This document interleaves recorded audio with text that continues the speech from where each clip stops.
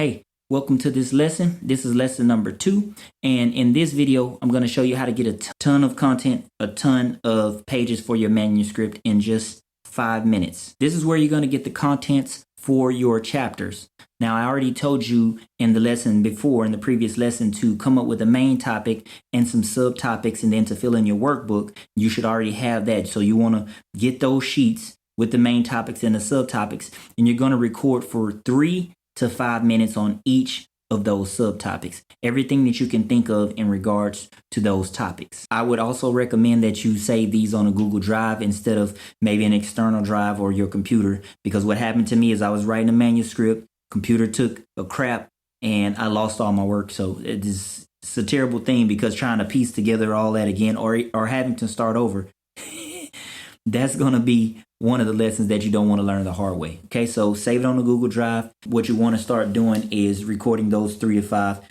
5 minutes on each subtopic, and then you want to download the worksheet for this particular lesson. It's going to help you get all your thoughts together and get the recordings together, and then we can move on to the next lesson.